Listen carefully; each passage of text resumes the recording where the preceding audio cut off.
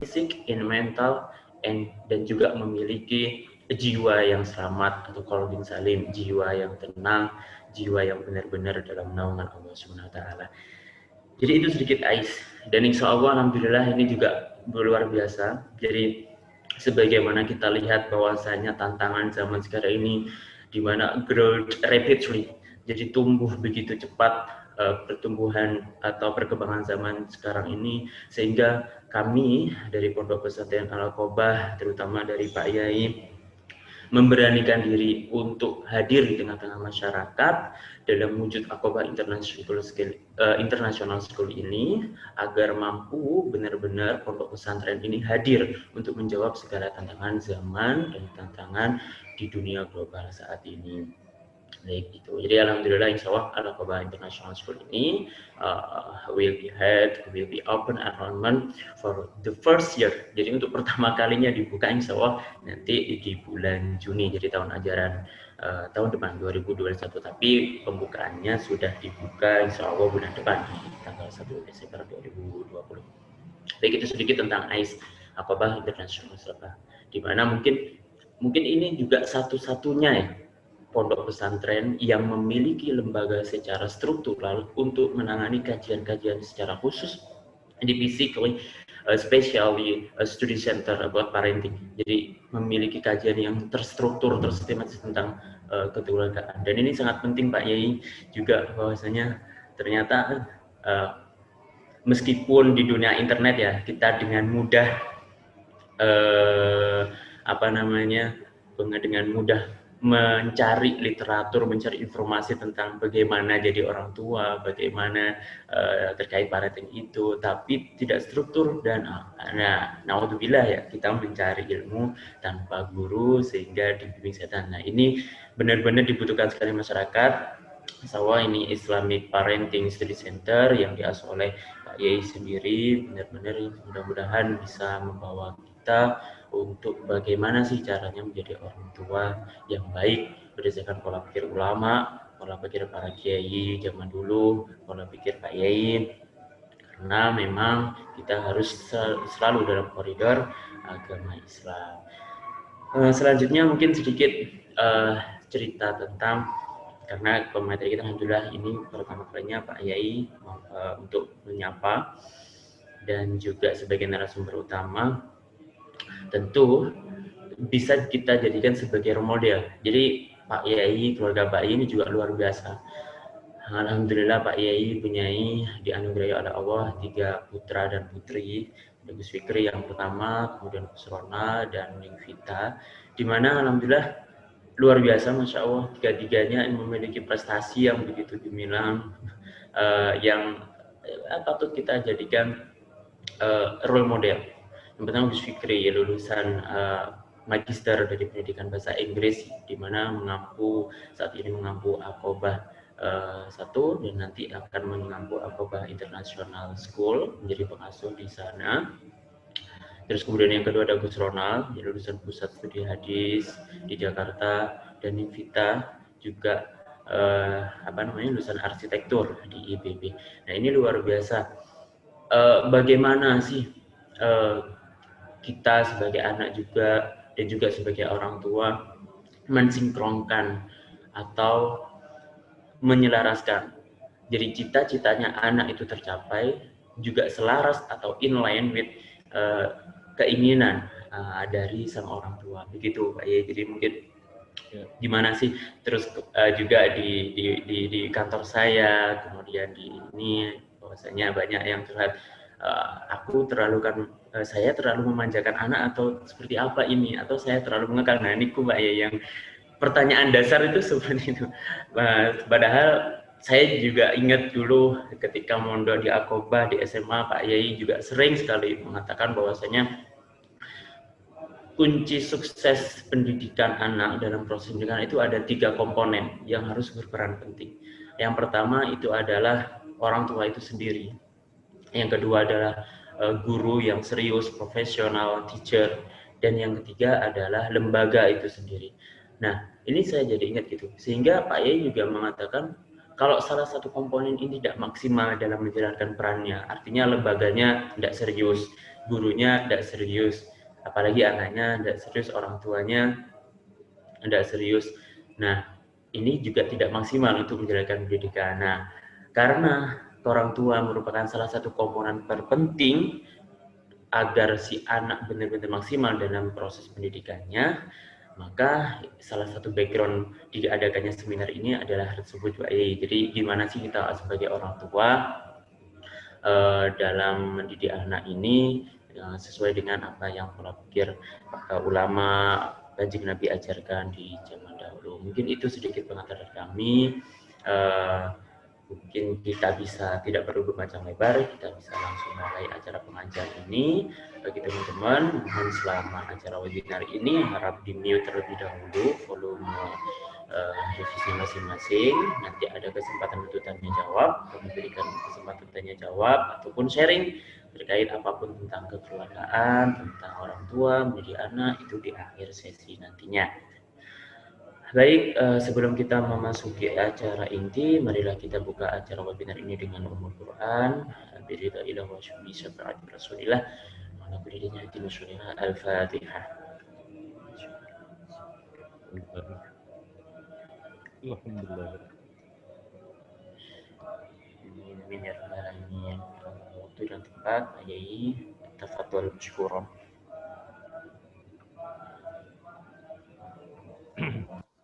Terima kasih Mas Rul. Assalamualaikum warahmatullahi wabarakatuh. Warahmatullahi wabarakatuh. Bismillahirrahmanirrahim. Hamdan salatu wassalaman amma ba'd. Para peserta yang berbahagia, alhamdulillah malam hari ini kita bersama-sama bisa belajar bareng untuk memahami tugas-tugas kita sebagai orang tua untuk bagaimana mendidik anak kita dengan baik. Ini seminar ini atau ngaji parenting ini sengaja kita adakan untuk berbagi bersama bagaimana kita melakukan hal-hal yang terbaik untuk anak-anak kita, sehingga betul-betul anak-anak kita ini mampu untuk memasuki dunia mereka nanti dengan baik, zaman mereka dengan baik, dan sekaligus tentu mereka nanti akan sukses baik di dunia maupun di akhirat ini. Para peserta sekalian, persoalan mendidik anak ini memang menjadi rumit ketika problem pertama kita tidak pernah bisa memahami anak kita. Jadi kata kuncinya sesungguhnya adalah bagaimana orang tua pertama kali adalah punya kemampuan untuk memahami anak kita ini secara sempurna. Bahwa anak kita ini manusia yang diciptakan oleh Allah dengan fitrah, dengan potensi dasar yang bisa jadi masing-masing anak itu punya perbedaan potensi yang dimiliki oleh anak itu. Kita bisa jadi punya anak lebih dari 1, 2, 3, atau 4, atau lebih dari itu. Anak yang kita lahirkan dari ibu yang sama, dari ayah yang sama, ini bisa jadi potensi yang dibawa oleh anak ini berbeda, potensi karakternya itu berbeda. Jadi pertama kali adalah yang harus dilakukan orang tua adalah memahami potensi, memahami kecerdasan yang dimiliki oleh anak itu dengan baik, sehingga kita mampu memberikan yang terbaik di dalam pendidikan anak kita ini. Anak ini sesungguhnya adalah amanat ya. Amanah itu ada tanggung jawab. Sehingga pilihannya kalau kita betul-betul bisa membawa amanat ini dengan baik, maka tentu ini akan menjadi sesuatu yang bisa menjadikan kebahagiaan dalam hidup kita. Qurrata ayun dalam bahasa agama. Qurrata ayun itu artinya anak yang betul-betul mampu untuk meneduhkan hati dan pikiran kita. Anak yang mampu untuk menjadi kedamaian dalam hidup, tidak menjadi problem di dalam hidup kita. Maka kata kuncinya adalah memahami bahwa anak kita ini adalah merupakan amanah yang diberikan oleh Allah, yang harus kita didik dengan sebaik-baiknya. Pertama tentu yang harus kita bangun pada anak kita adalah memperkuat fondasi akidah. Memperkuat fondasi akidah dan karakternya. Ini menjadi sangat penting sekali, dan pertama kali yang harus membangun ini adalah orang tua di dalam keluarga ini. Orang tua adalah menjadi role model pertama, menjadi madrasatil ula, menjadi madrasah pertama yang harus mampu membangun fondasi keyakinan, membangun karakter bagi anak. Jadi yang terpokok saya kira itu. Jangan terlalu tergesa-gesa untuk menjadikan anak kita ini bisa segalanya gitu ya. Segalanya ada proses waktu. Kadang-kadang orang tua terlalu berambisi untuk cepat-cepatan anak kita terlihat hafal ini, hafal itu, lalu kemudian punya kemampuan yang mestinya belum waktunya gitu ya. Ini akan menjadi problem karena anak kita ini tak ajal qabla nih jadinya. Kita akan mendidik anak sebelum pada waktunya, akibatnya ugi babi khirmanihi. Hal-hal yang menjadi prinsip-prinsip pokok yang mestinya harus kita bangun pada anak kita ini, lalu kemudian menjadi terabaikan karena kita terlalu tergesa-gesa, terlalu ambisius untuk menjadikan anak kita segera kita lihat, segera kita nikmati untuk menjadi sebuah kebanggaan. Kebanggaan yang sesungguhnya cenderung menjadikan mereka harus dapatkan ketika terutama masa-masa kecil. Makanya saya sering gitu ya. Mestinya pada usia-usia mereka masih di tingkat pendidikan anak usia dini itu tidak boleh terlalu banyak dibebani oleh adanya berbagai macam beban-beban kurikulum, hafalan, dan sebagainya. Yang justru lebih pokok itu adalah memberikan proses pembiasaan untuk melakukan hal-hal yang terbaik. Karena jibillah atau watak atau karakter itu sesungguhnya hanya bisa dibentuk dengan melakukan proses yang disebut dengan pembiasaan. Dan pembiasaan itu yang paling pokok, bukan dengan pemahaman yang bersifat kognitif, tetapi lebih kepada sebuah percontohan, sebuah disiplin yang terus-menerus kita bangun di dalam pendidikan di dalam keluarga kita. Nah, problem kita adalah di sini kita tidak cukup punya waktu, gitu. Kita tidak cukup punya waktu bagaimana untuk melakukan proses pembiasaan. Hal-hal yang kecil yang mestinya itu akan menjadi sesuatu yang sangat besar. Tadi yang saya katakan ta'ajjal qabla nih. Kita yang terlalu tergesa-gesa untuk menikmati sesuatu yang sesungguhnya belum waktunya anak kita ini kita berikan. Nabi saja memerintahkan sholat itu umur 7 tahun. Itu baru boleh diperintahkan sholat. Itu pun perintah yang bersifat tidak memaksakan, tidak membebani. Baru pada umur 9 tahun sedikit ada tekanan. Fadribu, baru boleh untuk dipukul. Dalam arti memukul untuk dalam pembelajaran. Jadi artinya bahwa kita harus bisa menahan diri sebagai orang tua untuk tidak terlalu ta'ajjal qabla nih, tergesa-gesa untuk bagaimana mendidik anak kita dengan terlalu membangun kognisinya atau banyak hafalan dan sebagainya, tapi lebih bagaimana membiasakan hal yang menjadi disiplin pertama. Jadi contohnya begini, kita ini tidak biasa terkadang bagaimana mendisiplinkan anak kita. Urusan bagaimana mereka meletakkan baju, urusan bagaimana mereka harus masuk di dalam kamar mandi, itu mestinya harus menjadi awal pendidikan kita di dalam masyarakat. Kurikulum kita ini kan seperti itu yang terjadi. Mestinya pada tingkat pendidikan usia dini itu, urusan bagaimana meletakkan anduk ketika mereka harus di kamar mandi, atau setelah dari kamar mandi itu bisa jadi 1 bulan untuk membiasakan.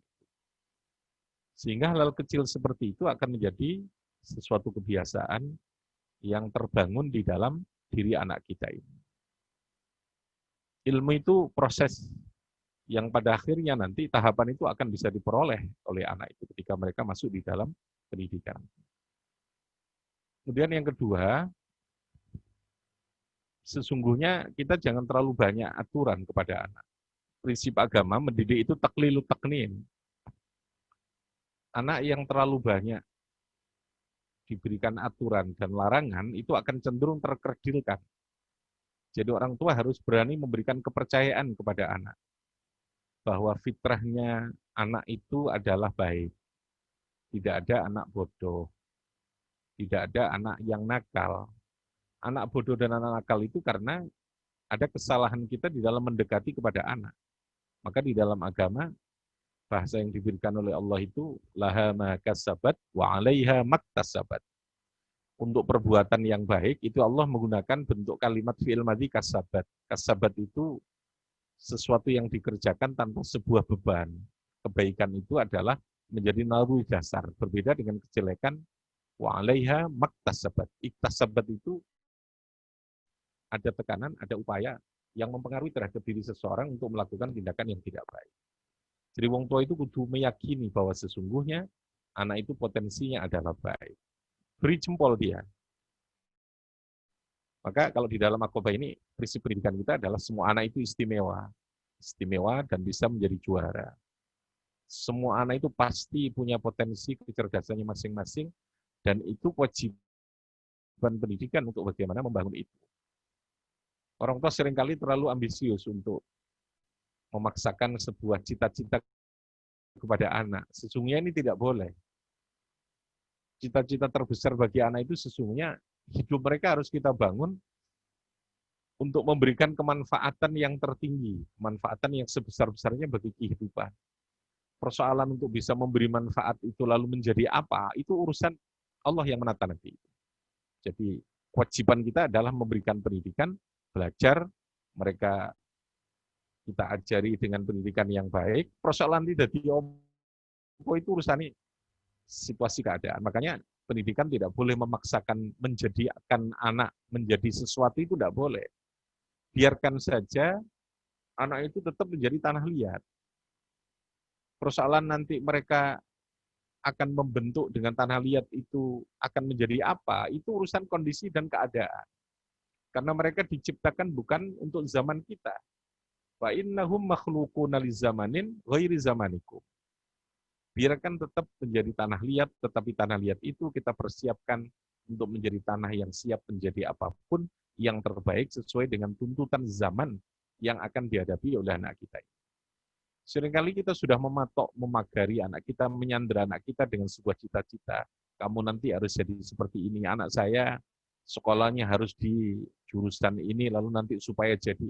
Itu saya kira akan menjadi beban yang luar biasa. Biarkan anak kita, kalau dia belajar harus memilih pada jurusan tertentu, bukan berarti lalu mereka nanti harus membangun profesi sesuai dengan apa yang dia pilih. Tidak harus seperti itu. Tapi biarkan mereka akan memilih sebuah kehidupan yang dipilih oleh anak. Itu yang saya katakan bahwa yang terpenting adalah memberikan pendidikan yang terbaik, jangan mematok atau jangan menyandera anak kita untuk berada di dalam sebuah kurungan cita-cita yang terkadang itu bisa jadi tidak akan sesuai dengan apa yang semestinya menjadi sesuai dengan kondisi dan keadaan yang nanti akan dihadapi oleh anak-anak kita. Itu saya kira yang terpokok, sehingga lingkungan keluarga yang terbaik, lalu kemudian memberikan kepercayaan pada anak, lalu kemudian memilihkan pendidikan yang terbaik, itulah yang pada akhirnya akan menjadi sebuah proses di mana kita akan menemukan momentum terbaik untuk menemukan sebuah pilihan kehidupan yang terbaik di dalam kehidupan mereka ini. Problem yang paling besar anak-anak kita ini dalam pendidikan kita ini adalah kita tidak pernah memberikan pemahaman kepada mereka untuk mempercayai mereka berbuat sesuatu sesuai dengan apa yang menjadi keinginan mereka. Kita terlalu mendikte, pendidikan kita ini terlalu mendikte kepada anak-anak kita. Bahasa saya, pendidikan itu mestinya harus anak banget. Kalau apa yang kita berikan kepada anak itu sesuai dengan apa yang menjadi keinginan mereka, itu unlimited. Mereka akan berbuat sesuatu yang tidak terbatas. Pasti itu ya. Karena mereka sesuai dengan fitrahnya. Di Aqobah ini kita melakukan sesuatu yang segala sesuatu itu anak banget. Anak banget itu mereka kita hargai untuk melakukan sesuatu sesuai dengan yang menjadi minat dan potensi mereka. Itu luar biasa. Mendidik itu tidak menjadi capek. Kenapa? Ya karena mereka akan melakukan tanpa harus kita perintah, tanpa harus kita atur-atur gitu ya. Nah ini alhamdulillah yang sudah kita praktekkan seperti itu. Nah, sehingga yang harus kita lakukan adalah memberikan kepercayaan, kemudian mengapresiasi itu menjadi sangat penting. Mengapresiasi, menghargai terhadap apa yang mereka lakukan, memperhatikan. Ya cukup seperti itu. Nanti anak akan melakukan sesuatu yang terbaik sesuai dengan apa yang menjadi potensi dan bakat mereka. Saya kira ini sebagai pengantar, Mas Rul, nanti akan dikembangkan di dalam proses diskusi dalam forum ini, sehingga saya akan lebih bisa menyampaikan sesuatu yang menjadi keinginan forum ini. Ya, terima kasih.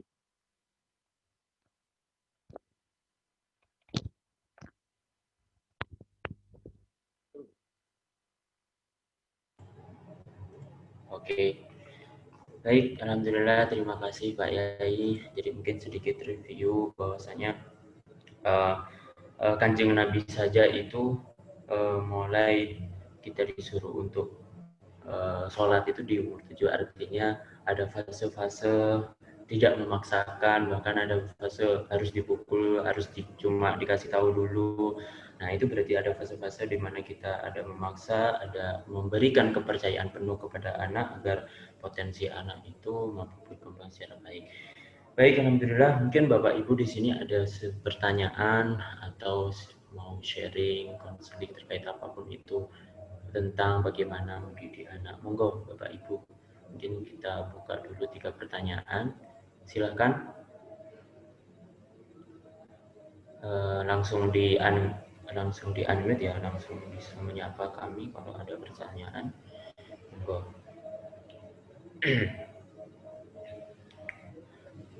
Baik, mungkin ini pertanyaan titipan Pak Yai. Jadi ada orang pengen ikut tapi bentrok dengan kegiatan lain sehingga nitip ke saya gitu dari Pak Heru Sidoarjo, Pak Heru Santoso PTS Sentra Sidoarjo. Jadi tanya Pak Yai, beliau ini aktual, jadi masalah realistis sedang dihadapi keluarganya di keluarga sekarang ini. Jadi Pak Heru ini memiliki anak gitu, anak perempuan. Terus kemudian ia bilang bahwasanya oke, saya kan inginnya memberikan kasih sayang secara total, ya bukan memanjakan tapi secara total. Tapi kok lama-kelamaan semakin kesini kok sepertinya anaknya kehilangan rasa sungkan terhadap orang tua. Nah, apakah itu kasih sayang yang terlalu kebelabasan sehingga anak ke orang tua pun rasa sungkannya, rasa tidak enaknya itu mulai pudar. Seperti itu Pak ya pertanyaannya. Mungkin anaknya itu sekitar kelas SMP ya. Oh, SMP ya. Ya, Iya. jadi saya kira tentu kasih sayang berikan ini dalam batas yang tidak menjadikan anak melebihi dari penghormatan kepada orang tua. Dan saya kira orang tua kasih sayang itu tidak harus dalam bentuk memberikan sesuatu ya. Tapi yang terpokok tadi ini, memperhatikan, memberikan perhatian, mengapresiasi terhadap apa yang dilakukan oleh anak. Itu jauh lebih penting ya, ketimbang kita memberikan sesuatu yang bersifat materi. Jadi taruhlah mereka ketika akan sekolah, kita perhatikan kebutuhan mereka sekolah, lalu kemudian kita mendampingi mereka pada saat-saat tertentu di mana mereka harus melakukan kegiatan-kegiatan yang berkaitan dengan tugas-tugas sekolah mereka. Itu jauh akan lebih memberikan dampak yang terbaik dan anak tetap memberikan penghormatan kepada kita. Kita tetap harus dengan suasana yang menyenangkan di depan anak, tidak menakutkan. Kalau bahasa saya, mendidik anak itu harus apa? Harus negosiatif ya, perilaku kita. Jadi satu sisi kita tetap harus mengikuti apa yang menjadi fitrah anak. Ketika anak seperti sekarang kan tidak mungkin kita melepaskan mereka dari yang namanya internet itu kan tidak mungkin.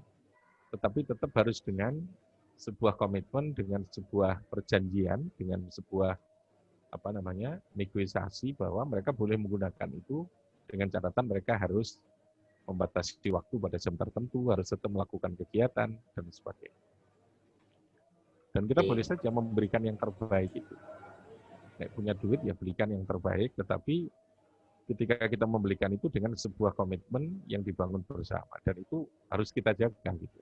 Harus kita jaga. Guyon dengan anak itu saya kira menjadi penting, tetapi sekali lagi guyon yang bersifat apa tidak melebihi batas yang bisa mengganggu terhadap kehormatan tadi. Jadi kalau yang namanya anak manja itu saya kira pasti ya, mereka butuh diperhatikan, butuh ini. Nah itu saya kira penting. Yang terpokok jangan melukai hati anak dengan sesuatu yang menjadikan mereka merasa orang tua itu tidak menjadi model atau tidak menjadi panutan yang menyenangkan. Makanya Nabi ketika ada anak yang mengikuti sholat dengan Nabi, Nabi itu dibiarkan. Kenapa? Karena kata Nabi, ketika anak itu kencing, lalu kemudian najisnya berada di tempat ibadah itu lebih mudah untuk dihapuskan, ketimbang lalu kemudian menghapuskan luka yang ada di dalam hati anak itu. Jadi sekali lagi, usahakan kita jangan melukai terhadap hati anak kita ini. Meskipun dia melakukan kesalahan, tetapi kesalahan itu jangan sampai lalu menjadikan dia itu membenci kepada kita. Jadi gampangnya jangan sampai anak itu mencari idola di luar diri kita, itu berbahaya. Ya, kita harus tetap memahami tadi fitrahnya anak. Butuh ya apa sih gitu ya. Di tengah seperti itu kita bisa melakukan negosiasi atau melakukan komitmen lah, bahasa kuatnya itu ya, komitmen, perjanjian dengan anak kita. Mereka harus melakukan hal yang terbaik di dalam kehidupan. Jadi kalau kita lalu kemudian tidak mengikuti atau sama sekali tidak memahami terhadap apa yang menjadi kebutuhan dan fitrah anak, ya tentu anak akan lalu kemudian mencari model di tempat lain. Itu akan berbahaya. Makanya mencari uang itu penting ya, tetapi kalau lalu anak kehilangan orang tua di dalam rumah, dia akan mencari orang tua di luar. Saya tetap berprinsip, paling tidak ibu itu harus ada di rumah. Kalau memang dia harus bekerja, dia tetap harus punya waktu untuk bagaimana secara kualitas memperhatikan terhadap kebutuhan anak. Nah itu menjadi sangat penting. Jangan sampai lalu kemudian anak kehilangan orang tua dan mereka mencari model itu di luar orang tua. Makanya pondok pesantren itu kelebihannya adalah dia ada pengasuh. Pengasuh ini yang menjadi ganti orang tua untuk memperhatikan dari seluruh aspek kehidupan anak. Yang bisa jadi di rumah orang tua tidak bisa memberikan itu. Model pendidikan yang terbaik itu menurut saya ya pondok pesantren. Kenapa? Karena anak akan berada di dalam asuhan seorang pengasuh yang di dalamnya dia akan diperhatikan dari semua aspek. Jadi Mas Rul, kembali ke pertanyaan tadi ini, tetap kita harus berusaha untuk melakukan komitmen kita kepada anak, harus memahami terhadap apa menjadi kebutuhan anak, memanjakan tadi dalam tanda kutip yang tidak sampai lalu menjadikan anak akan kehilangan menghargai dan menghormati kepada kita. Menghargai itu dalam arti anak itu kita didik dengan kasih sayang dan hati, insya Allah akan lebih mudah untuk mengikuti kita ketimbang kita didik dengan aturan, dengan larangan-larangan. Itu mereka justru biasanya akan melakukan proses perlawanan.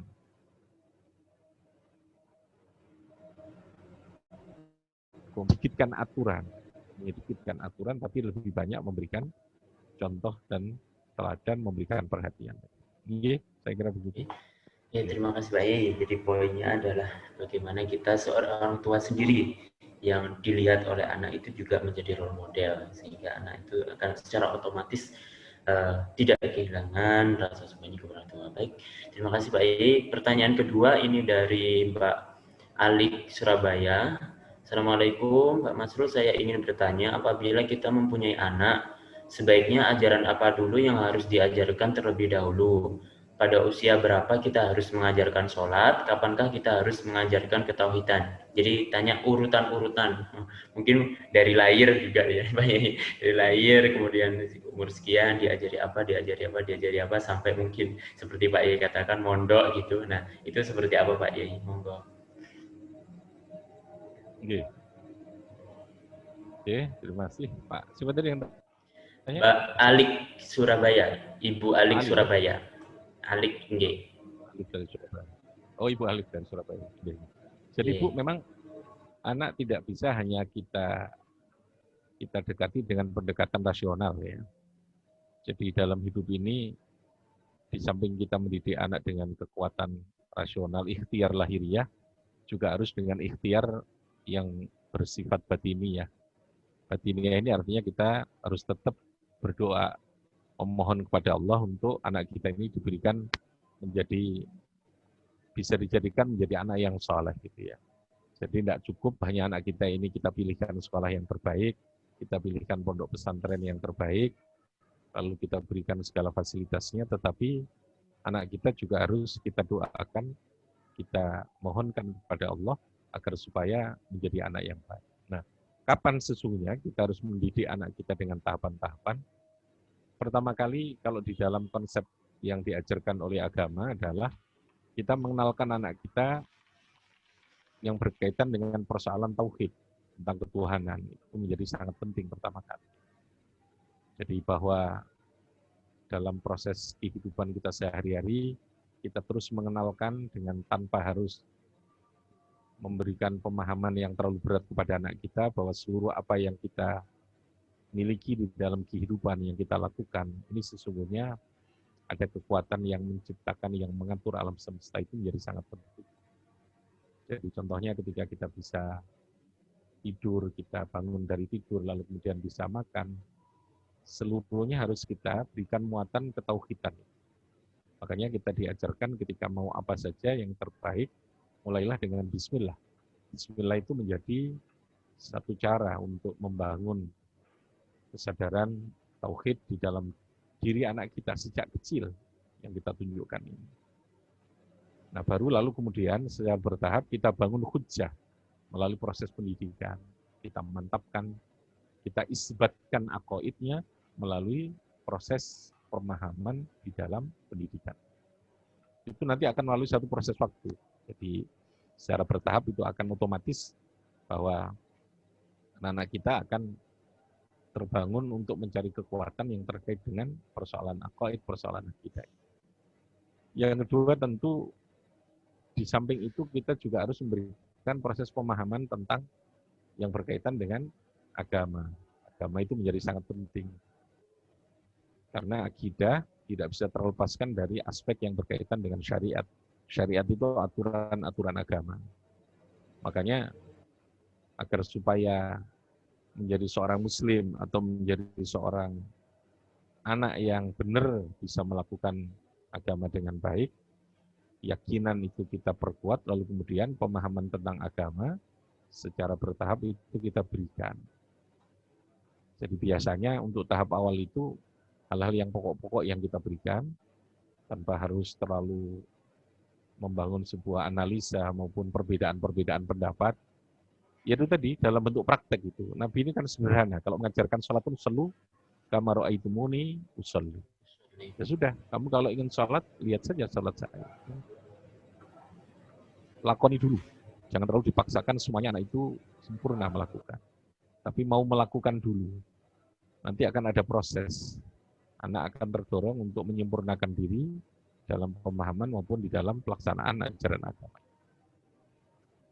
Jadi tahap awal Ibu Alif tadi bahwa kita ajarkan itu sejak dini, keyakinan itu, lalu kemudian kita sempurnakan dengan pemahaman tentang syariat, tentang aturan-aturan agama, yang dilengkapi dengan akhlak, bagaimana mereka punya adab di dalam kehidupan maupun di dalam menjalankan syariat agama, dan itu terus kita bangun, sehingga kehidupan anak kita ini akan bisa menjadi seorang muslim yang baik. Baik. Sebab kalau memang itu nanti terlambat, itu akan jadi problem gitu. Jadi orang punya ilmu dulu tanpa didasari oleh sebuah keyakinan, tanpa akhlak itu akan berbahaya. Makanya dalam agama, wa yuzakkikum wa yu'allikumul kitab. Wa yuzakkikum wa yu'allimukumul kitab. Yuzakkikum itu artinya tazkiyatun nafas. Dibenerno dulu. Kalau di pondok itu enggak kesusu untuk dipinterno. Tapi dibenerkan dulu. Kalau orang itu sudah benar, pinter itu akan lebih mudah. Anak kita juga demikian.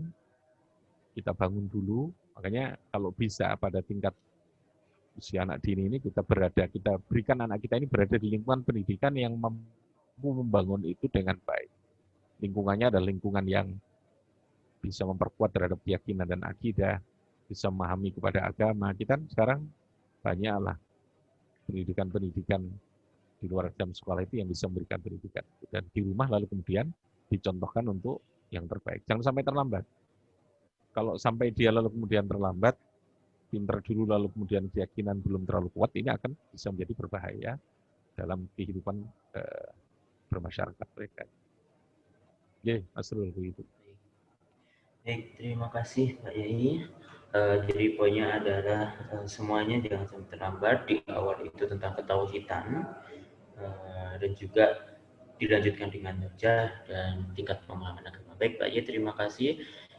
Ibu Alik kemudian menjawab. Selanjutnya ini ada banyak sekali pertanyaan. Ini dari Ibu Iin Purwanti. Assalamualaikum, Pak Yai izin bertanya, bagaimana cara menumbuhkan kemandirian pada anak? Ini dari Ibu Iin Purwanti. Ya, Bu In, ya. Pertanyaannya tentang bagaimana cara menumbuhkan kemandirian. Kata kuncinya kepercayaan. Kemandirian, ya. Kata kuncinya untuk membangun kemandirian itu adalah pada kepercayaan. Tadi yang saya katakan, beri kepercayaan, lalu kemudian dampingi. Yang penting anak itu tidak akan berbahaya. Jadi saya katakan anak itu ada masa di mana dia akan bertindak kadang-kadang kelihatan terlalu destruktif, dan orang tua kadang-kadang memaksakan anak itu seperti kita, tidak boleh. Anak itu punya dunianya, yang dunia itu berbeda dengan kita. Nah, cara yang paling utama membangun kemandirian adalah beri kepercayaan, lalu kemudian dampingi, itu saja. Biarkan mereka melakukan sesuatu secara mandiri. Jangan jadi kudu tegel ya bahasa Jawanya. Kita harus punya rasa tego, punya rasa tegel terkadang untuk bagaimana memberikan kepercayaan anak kita ini. Kadang-kadang kasih sayang berlebihan ini kan menutup terhadap kepercayaan tadi ini. Gak tego gitu. Segalanya lalu kita yang menyiapkan, itu akibatnya tidak ada kemandirian. Guru yang terlalu aktif itu juga tidak baik. Karena tidak akan bisa membangun kreativitas anak. Karena guru yang sok tahu terhadap semua apa yang ada pada anak, kadang merasa dirinya itu paling ngerti segalanya. Jadi guru itu kadang-kadang kudu bodoni, artinya dia harus pura-pura tidak tahu, dan anak yang dicoba untuk bagaimana mereka membangun untuk tahu secara kreatif itu ya.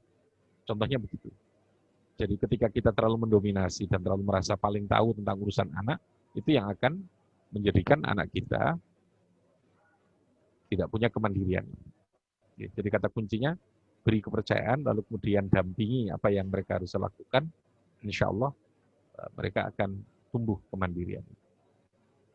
Ya, betul. Baik, terima kasih Pak Yai. Jadi kata kuncinya adalah kemandirian. Baik, terima kasih. Kita lanjutkan pertanyaan selanjutnya, yakni dari Bapak Erwahyudi. Dari Bapak Erwahyudi, izin bertanya, kalau anak patuh kepada bapaknya, ini maaf dari ini Bu Mimin terlebih dahulu. Ibu Mimin, kalau Ibu Fitri mungkin tentang pondok nanti dijawab di akhir. Ibu Mimin, Assalamualaikum, mohon izin bertanya, bagaimana cara mendidik anak saat ayahnya bekerja di luar kota, pulangnya setiap Sabtu Minggu saja, sehari-harinya sama ibu dan nenek kakek. Gitu, Pak Ibu. Jadi ayahnya bisa menemani itu, ya Sabtu Minggu baru bisa menemani di rumah. Iya. Ya tentu ibu harus punya peran ya, karena ketika tidak ada bapaknya, tidak ada ayahnya, seorang ibu harus berperan untuk menjadi seorang ayah, untuk memberikan perlindungan kepada anak itu. Dan ini tentu harus dilakukan proses pemahaman bahwa ini bagian dari sebuah perjuangan orang tua untuk anak. Bukan lalu orang tua meninggalkan anak karena kerja ini tidak sayang, tetapi karena keharusan mereka untuk mempersiapkan atau menyediakan masa depan mereka dengan kerja yang dilakukan orang tua.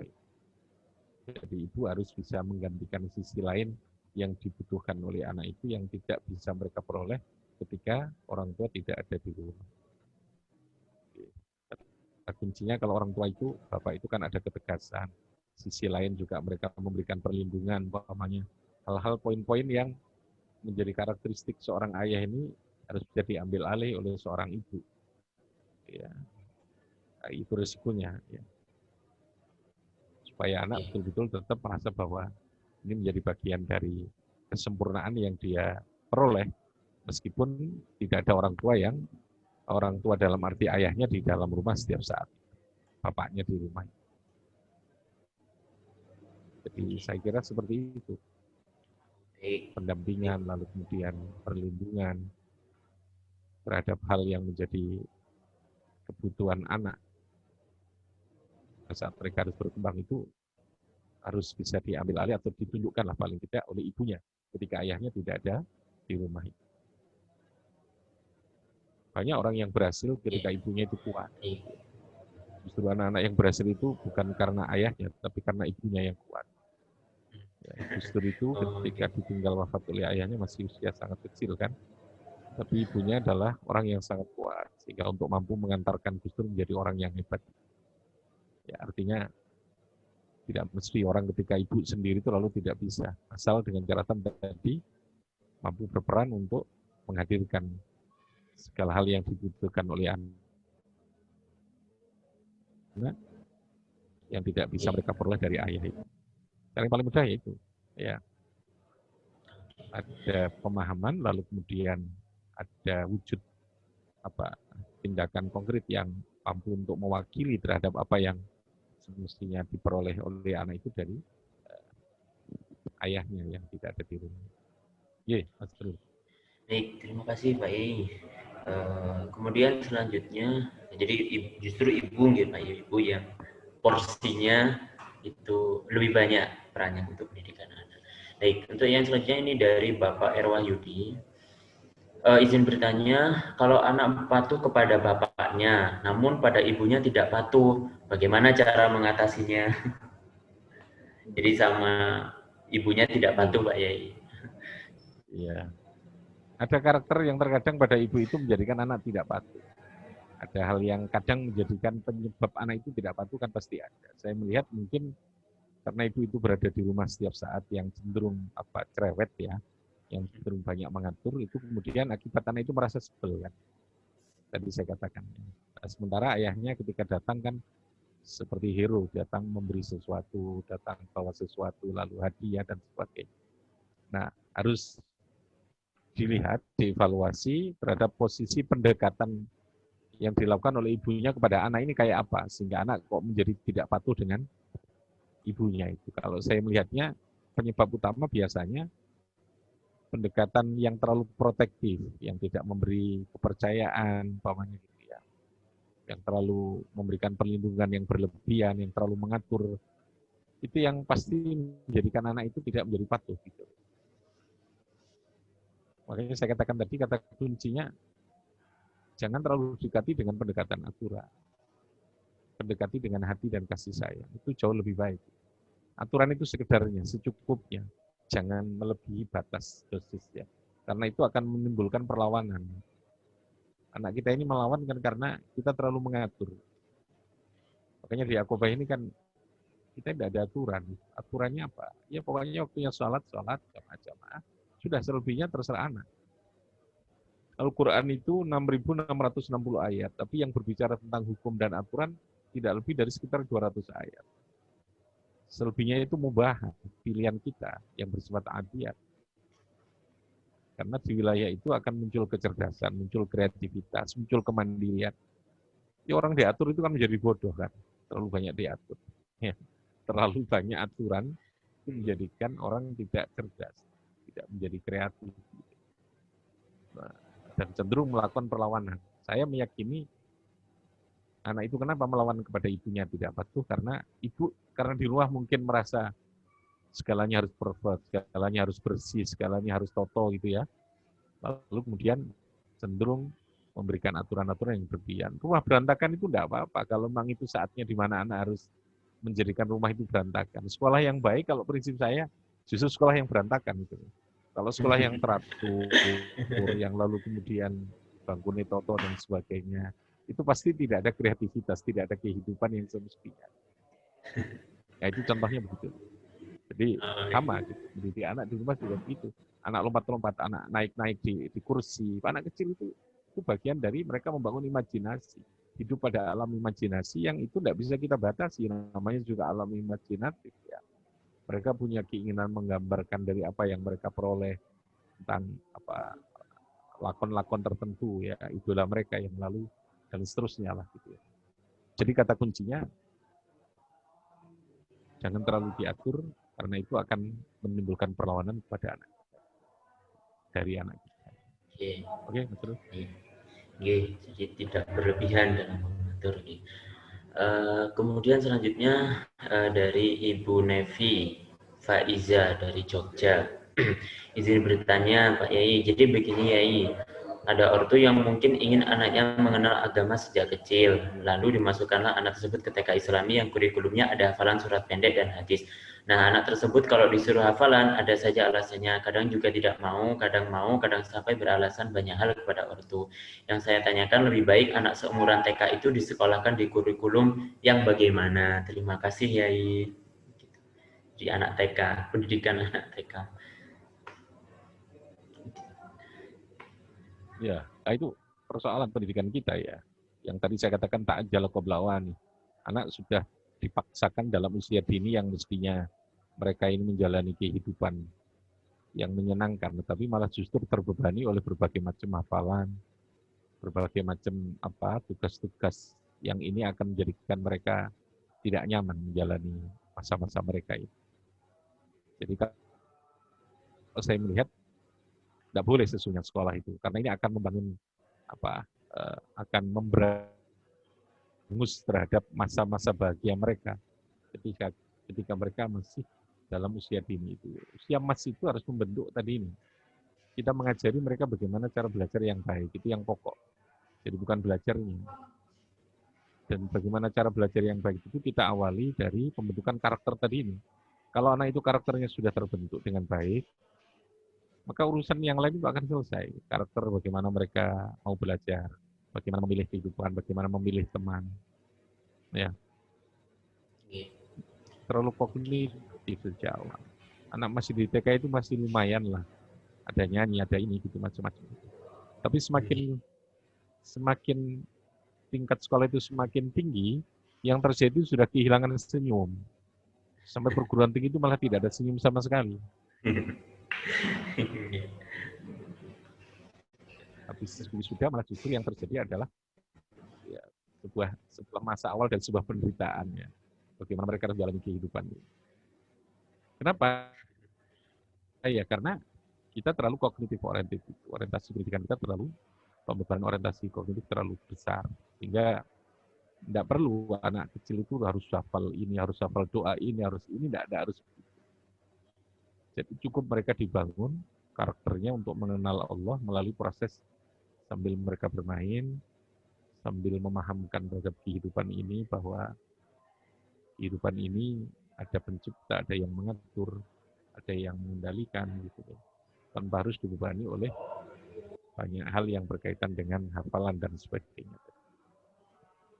Ya kasihan juga itu Bu ya kalau memang harus sebaiknya dicarikan sekolah yang tidak seperti itulah. Ya. Kalau mondok itu sebaiknya di Aqobah kalau sudah begitu nanti. Kalau di sini tidak ada hafalan yang dipaksakan. Kita memahami target pendidikan kita itu ada di anak, gitu. Anak apa tadi saya katakan. Iya, iya. Jadi sekolah itu yang benar kan begitu. Kurikulum itu harus baik anak, bukan dipaksakan anak untuk memahami guru, memahami kiai, tapi kiai yang harus memahami guru. Jangan dipaksakan anak memahami orang tua, tapi orang tua yang harus memahami kepada anak. Nah, kita memaksa orang tua itu memahami kepada anak, ya efeknya perlawanan tadi itu. Seringkali kita tidak membalik. Jangan anak dipaksa memahami orang tua, tapi cobalah orang tua belajar untuk memahami kepada anak. Ngalah gitu. Karena orang tua itu pasti hebatnya kok. Tidak perlu harus menunjukkan, mendemonstrasikan bahwa dia hebat, bisa mengatur, bisa ini. Enggak. Anak pasti akan manut kalau kita pahami dengan baik. Jadi Jangan dipaksakan lebih awal dulu untuk hafal.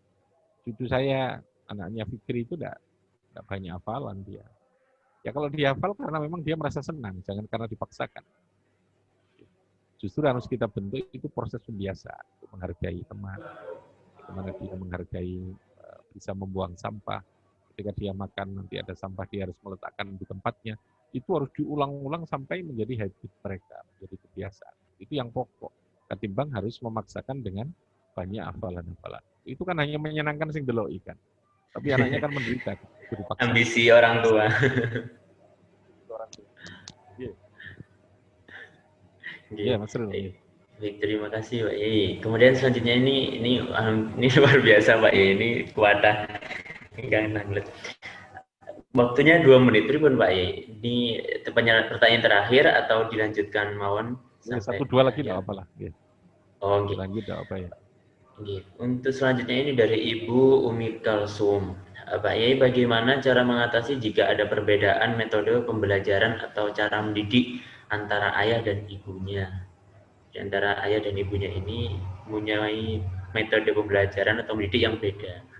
Nah, itu seperti apa, Pak Yai? Oh, ya, ini yang jadi problem. Yang pusing itu anaknya nanti jadinya ya.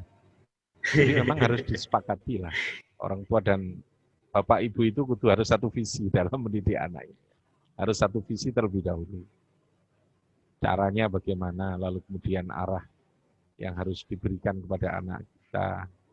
Kudu podo dhisik gitu ya. Kalau tidak sama tentu nanti akan menjadi problem yang membingungkan kepada anak itu.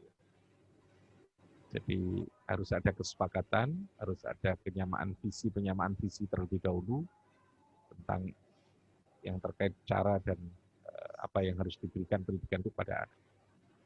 Nah, itu pentingnya orang tua itu melakukan proses pemahaman diskusi untuk bagaimana mendidik anak yang terbaik. Itu harus sama. Jadi saya kira fitrahnya orang itu sama kok ya. Fitrahnya orang itu sama. Kalau ketika seseorang sudah menemukan bisa memahami fitrah seorang anak itu, saya kira segalanya akan menjadi mudah. Seringkali tadi ini ya, kita tidak memahami, kalau kita sebagai seorang ibu, sebagai seorang suami, kita harus memahami istri kita ini manusia. Manusia itu punya fitrah, dia punya capek, dia punya apa? Punya rasa senang, dia juga punya rasa kesel itu. Dia pasti juga melakukan kesalahan, makanya kata orang bijak itu kita tidak akan mungkin bisa memaksakan seseorang tanpa sebuah kesalahan itu. Ya Allah saja ketika ada orang berdoa bahwa dia ingin supaya tidak berbuat salah sama sekali, atau tidak mau. Sebagaimana pengampunan itu kalau memang Anda. Jadi sekali lagi kalau terjadi perbedaan, samakan dulu visinya, Bu Umi ya. Visi orang tua dengan ibu dengan ayahnya itu harus podo gitu. Makanya kalau bisa sing durung kawin itu mencari jodoh, golek sing visinya sama.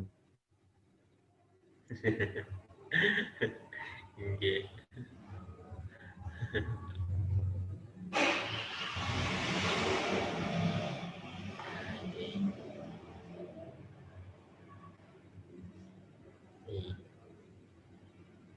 Aduh, Tama, tolong diperbaiki sinyalnya. Oke, alhamdulillah.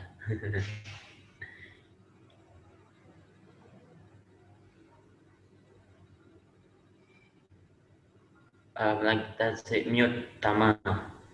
Oke. Masih mute mic-nya Pak Yai.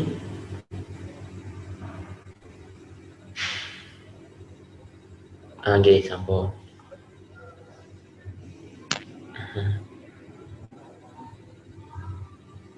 Oh, mohon maaf Pak Yai, suaranya kecil.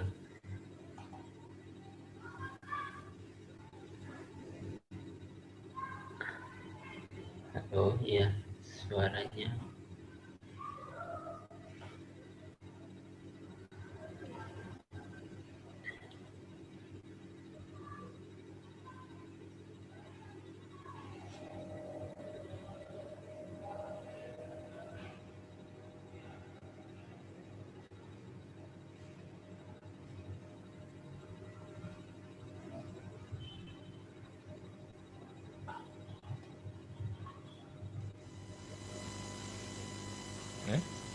Nggih, Halo, sampun.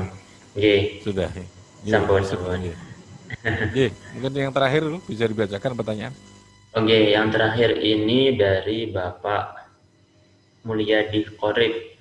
Assalamualaikum, Abah mau tanya, bagaimana caranya Ya, agar anak itu seperti sebuah pepatah al-abna'u kal abai. Ini mungkin bahasa Indonesia al-abna'u. Mungkin ini al-abna'u kal abai.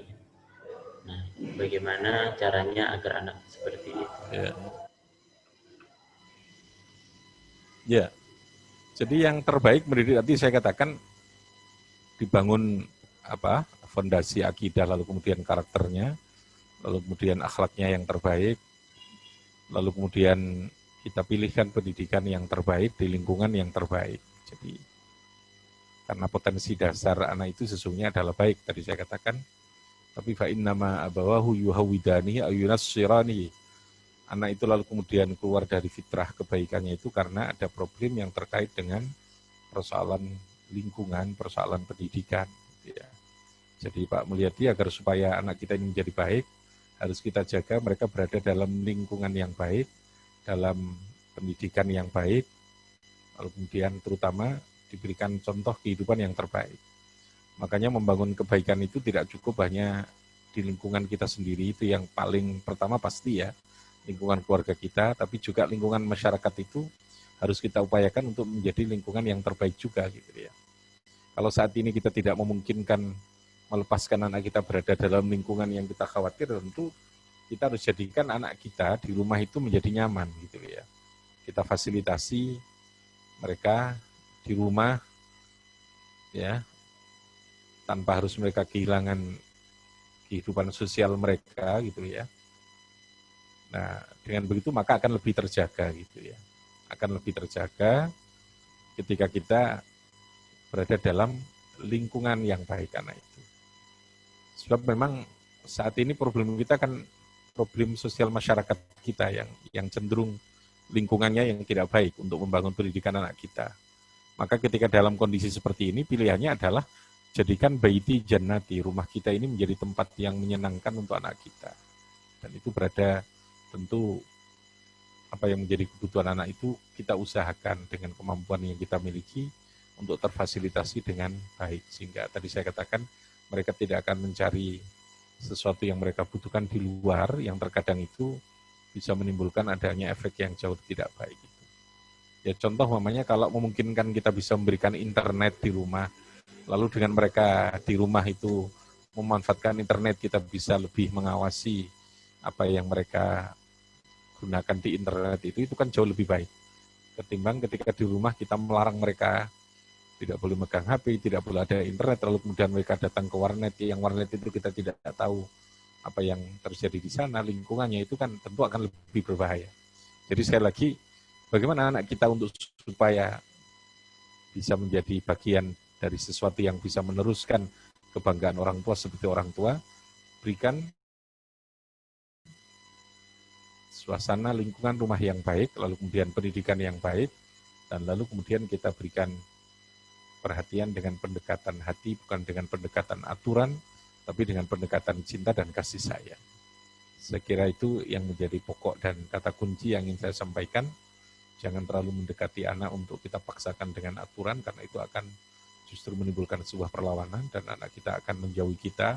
Dan yang kita khawatirkan, ketika tidak lagi menjadikan orang tua sebagai model, mereka akan mencari model di luar, yang itu bisa jadi akan berpotensi menyesatkan anak kita ini. Saya kira begitu untuk semuanya. Mohon maaf karena waktu yang sangat terbatas, tidak semuanya bisa kita jawab. Dan saya kira demikian. Semoga ada manfaatnya. Wallahul muwaffiq ila aqwamit thoriq. Assalamualaikum warahmatullahi wabarakatuh. Ya, Mas Rul.